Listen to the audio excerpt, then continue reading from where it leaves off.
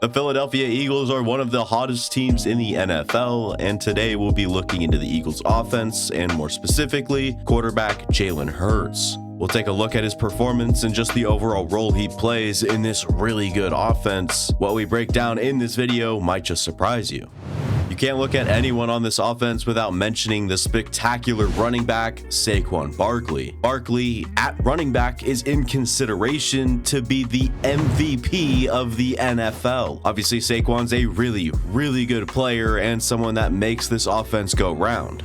We'll take a look at this play, for example. Look at this run right off the bat. Not a lot going for the Eagles inside where Saquon originally wanted to go. Saquon evades and finds space to get outside into more space, then torches an entire defense. Saquon, at his size, ran past a defense and hit 21.91 miles an hour. He made that play with his vision and then his very rare athleticism to hit the home run. That's quite the weapon to have, if you ask me, considering he also raises the level of everyone involved. So we'll have to take that into consideration as we go on in this video, because this offense truly runs through, well, the run game.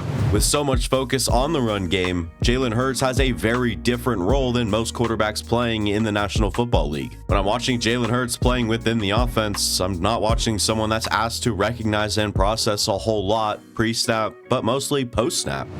On this play, AJ Brown will be running a deeper out route, with Jahan clearing the way with a streak route and Johnny Wilson on a shallow drag route underneath. Throughout the duration of this play, Jalen doesn't take his eyes off of AJ Brown, and by the time AJ Brown wasn't deemed open, the window to throw to AJ Brown or Johnny Wilson had passed. Pressure leaks in and Jalen gets taken down for a sack. Jalen Hurts, from the get-go, counted on AJ Brown to get open and never evaluated anything else. Even when Jalen Hurts does evaluate more than one receiver, it is made very simple for him. Off the snap, a half defender rotates up while Cam Curl flies out to an outside curl zone, and he ends up carrying upfield, leaving the tight end Dallas Goedert open. So Jalen on this play was given a half field high-low read, and the defense's rotation made it a very easy decision for Hurts to make the quick and easy completion. A lot of quarterbacks are reading defenses, route concepts, and pressure looks all in real time. With Jalen Hurts in this offense, it looks as if he was told to track his first read until he absolutely knows that you can either 1, eliminate the read and do something else, or 2, see him open and can throw it definitively.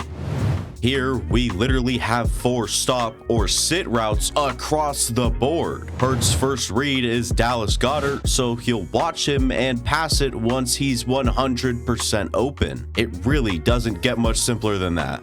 We'll look at the flip side now. We saw something similar earlier where Jahan is on a 9 route to clear it out over top, Goedert on a deeper out off of his motion, and Calcaterra will be underneath on a little leak flat route. Once again, Hurts reads his left side between Goedert and Calcaterra, but Verse penetrates the pocket, so Hurts bails as a passer and got into the scramble drill, then ended up running the football. There are pre-snap penalties and they may have influenced some decisions, but this play showed me a lot when it came to Jalen Hurts as a passer and his play style as a quarterback. We can change topics and talk about something that was actually brought to my attention by a former NFL quarterback. Chris Sims, the former Bucks, Titans, and Broncos quarterback, has a podcast and tends to bring up Jalen Hurts' lack of education in the pass protection adjustments and schemes when talking about the Eagles. Now, losing Jason Kelce was a big loss in general, but when it comes to setting protections and calling things out, I think Kelce would be a guy I'd want in that department. Landon Dickerson, the left guard, was setting protections and making adjustments in the Rams game. You can see big number 69 pointing out Michael Hoyt as a potential blitzer, and then proceeds to tell Jalen to hurry up before the play clock expires. 97 does end up coming, yet it's picked up and Jalen got the snap off on time.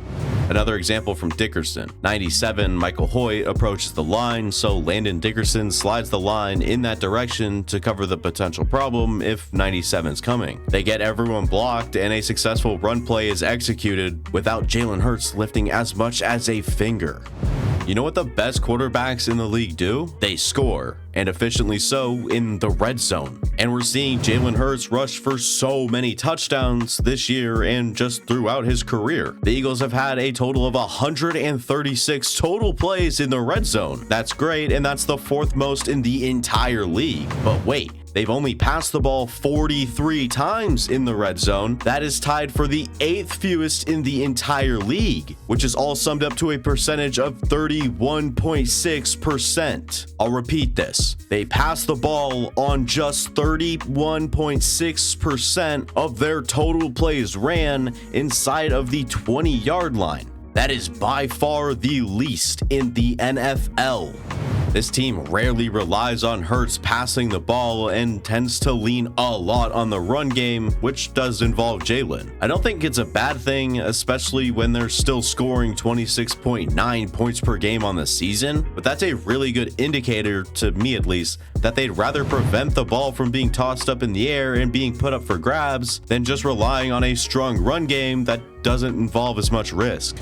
At one point in this game, I watched this team run 5 straight run plays in the lower red area. They dismissed the pass game entirely and resorted to running the ball at a very predictable rate, just to keep the ball from Hurts as a passer. At the end of the 5-play sequence, run after run, they didn't end up with a touchdown on that particular red zone drive.